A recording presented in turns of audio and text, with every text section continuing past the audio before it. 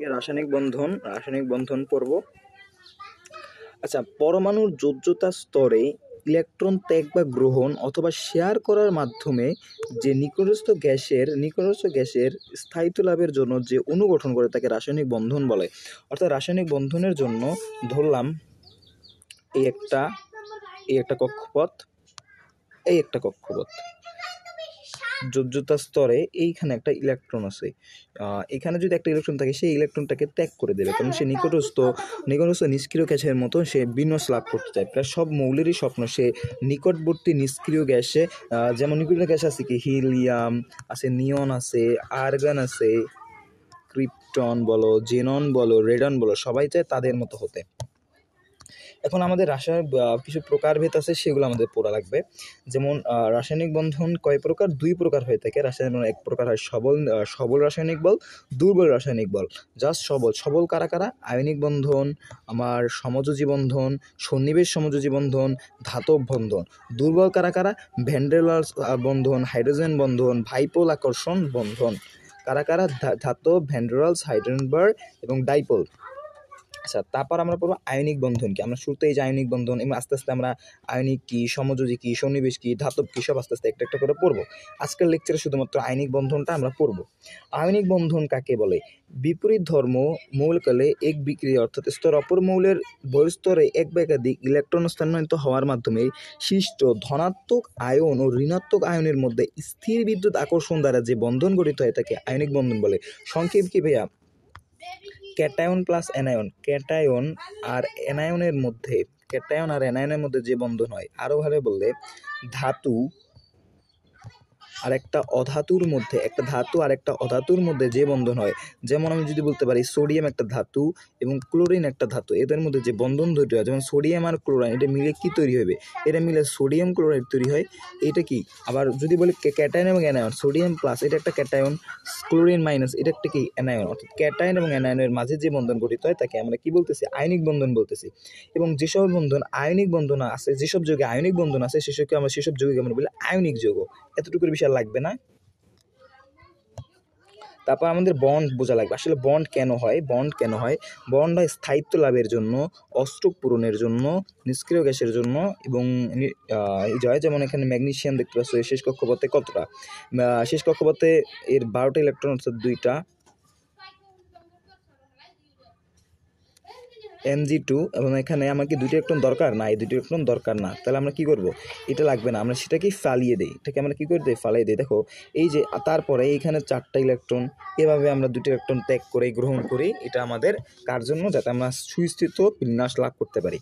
এখানে যে আয়নিক বন্ধন দ্বারা যে সকল যৌগ গঠিত তাকে কি বলে? আয়নিক যৌগ। তাহলে সমযোজী বন্ধন দ্বারা যেসব যৌগ গঠিত তাকে আমরা কি বলবো? সমযোজী যৌগ। ইজি।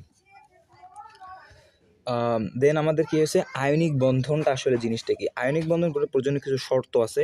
যেমন প্রধান শর্ত কয়টা? 3টা। আমাদের প্রধান শর্ত কয়টা? 3টা। ধাতু সময় নিম্ন আয়নীকরণ বিভব হইতে হবে, অর্থাৎ যেগুলো ধাতু আছে ধাতুগুলোর নিম্ন আয়নীকরণ বিভব হতে হবে। অর্থাৎ যেমন ধাতুগুলো কি করে? ইলেকট্রন ত্যাগ করে কি ক্যাটায়নে হয়। যেহেতু ওর আয়নীকরণ বিভব যদি উচ্চ হয় তাহলে তো ইলেকট্রন ত্যাগ করতে পারবে না। ইলেকট্রন ত্যাগ করতে হলে তো ওর আয়নীকরণ বিভবের মান কম হতে হবে। কারণ কি? এখানে ব্যাখ্যা দেওয়া আছে। এই যে এটা কেন আমাদের নিম্ন হয়ে থাকে। এই যে আয়নিক বন্ধন গঠনকালে প্রথমে একটি পরমাণু, সাধারণত কারা? ধাতুরা ইলেকট্রন ত্যাগ করে ধনাত্মক আয়নে পরিণত হয়। ধনাত্মক আয়ন সৃষ্টির বেলায় প্রয়োজনীয় শক্তিকে আয়নীকরণ শক্তি বলা হয়। যেসব পরমাণু আয়ন শক্তি কম তাদেরকে ধনাত্মক আয়ন করা সহজ না। এখন আমরা যাদের আয়নীকরণ শক্তি কম হবে তার মানে কি ধনাত্মক আয়ন করা বেশি সহজ? আয়নীকরণ শক্তি বেশি মানে কি? ধনাত্মক আয়ন গঠন করাও তো বেশি কঠিন নাকি? শক্তি কম, গঠন করাও সহজ, আর শক্তি বেশি, গঠন করাও বেশি কঠিন। তাই পর্যায় সারণীর 1 মানে কত? যে আমাদের ক্ষার ধাতুগুলো, এবং গ্রুপ 2A মানে কি মৃত্তাকার ধাতু দ্বারা সাধারণত যাদের সময় আয়নিক শক্তি কম হয়, এই যে lithium, sodium, potassium, rubidium, caesium, francium, তারপর beryllium, magnesium, calcium, strontium, barium, এগুলোর কথা বলতেছে। এবার বলতেছে অধাতব মৌলের ইলেকট্রন আসক্তি কি করতে হবে? অধাতব মৌলের উচ্চ ইলেকট্রন আসক্তি। এখন উচ্চ ইলেকট্রন আসক্তি কেন সেটার ব্যাখ্যা এখানে দেওয়া আছে। কেন আমরা উচ্চ ইলেকট্রন আসক্তি হবে? ইলেকট্রন আসক্তি হওয়ার মেন কারণটা হলো এইখানে। এই যে আয়নীকরণের জন্য ঋণাত্মক আয়নে গঠন করে সাধারণত অধাতু। কারা? অধাতু ইলেকট্রন গ্রহণ করে কি? ঋণাত্মক আয়ন হয়। যেমন ক্লোরিন ইলেকট্রন গ্রহণ করে কি? Cl- হয়। হ্যাঁ, পরমাণু তত্ত্বে একটি ইলেকট্রন প্রবেশ করে শক্তি নির্গত হয়। ঋণাত্মক আয়ন গঠন করলে যে শক্তি নির্গত হয় তাকে মূল ইলেকট্রন শক্তি বলা হয়। কি বলা হয়? ইলেকট্রন শক্তি। এখন যেহেতু ঋণাত্মক আয়ন সৃষ্টির সময় শক্তি নির্গত হয়, তাইলে যেসব পরমাণুর পরিমাণ যত বেশি ঋণাত্মক আয়ন গঠন করা তত সহজ। মেন কথা হলো, যদি আমাদের ইলেকট্রন আসক্তির মান যত বেশি হবে, সে তত সহজ ইলেকট্রন আয়ন বা নেগেটিভ আয়ন বা ঋণাত্মক আয়ন তত সহজে গঠন করতে পারবে। এবং সচরাচর দেখা যায় ভিআইএ বা গ্রুপ নম্বর 17 বা গ্রুপ নম্বর হ্যালোজেন যারা, তারা এটা বেশি ভালো হয়, যেমন ফ্লোরিন, ক্লোরিন, ব্রোমিন, আয়োডিন ইত্যাদি। তারপর আমাদের ল্যাটিস শক্তি একটা আছে, যে উৎপন্ন যৌগের ল্যাটিস উচ্চ শক্তি থাকতে হবে। ল্যাটিস শক্তি এই যে ক্যাটায়ন পজিটিভ নেগেটিভ উই থেকে আমরা আনতে যে শক্তিটা প্রদান করা লাগতেছে। আচ্ছা, এই যে উচ্চ আমার এখানে ব্যাখ্যা দেওয়া আছে পূর্বা। আয়নিক বন্ধনের শেষ পর্যায়ে ধনাত্মক আয়ন ও ঋণাত্মক আয়ন স্থির বিদ্যুৎ আকর্ষণ বল দ্বারা আকৃষ্ট হয়ে একমল কেলাস জালি বা লেটিস গঠন করে। সে পরিমাণ শক্তি নির্গত তাকে লেটিস শক্তি বলে। আবার বুঝাচ্ছি, আয়নীকরণ বন্ধনের শেষে ধনাত্মক আয়ন ও ঋণাত্মক আয়ন স্থির বিদ্যুতের আকর্ষণ বল দ্বারা আকৃষ্ট হয় একমল কেলাসাকার জালি বা লেটিস গ্রহণ করে যে পরিমাণ শক্তি নির্গত হয় তাকে লেটিস শক্তি বলা হয়। সর্বনিম্ন লাভ এবং এই সূত্রের মতে লেটিস শক্তি যত বেশি হয়, আয়নীকরণ শক্তি ছিল তত বাড়ে। আর আয়নীকরণের মধ্যে কি আকর্ষণ বৃদ্ধি পায় এবং বিপরীতে আয়নগুলোর সময়ের মধ্যে আকর্ষণ বৃদ্ধি পায়। আয়নিক যৌগের কিছু সীমাবদ্ধতা আছে, এগুলো পড়বা। যেমন আয়নিক যৌগ কি শুধুমাত্র আমরা আগেই জানছি যে এটা ধাতু প্লাস অধাতু, এগুলো কি হবে না, এটা হবে না, এটা বোঝাই যায় ধাতু প্লাস অধাতু। এবং এখানে অ্যালুমিনিয়াম যে ক্লোরাইড, এটা উচ্চ গলনাঙ্ক বিশিষ্ট আয়নিক যৌগ। যে কোনো যৌগই কোনো 100% আয়নিকতা হতে পারে না, এটা কি সমযোজী যৌগ। উচ্চ গলনাঙ্ক বিশিষ্ট আয়নিক যৌগ সবল, বুঝছো? আর কিছু ওখানে লাগবে না।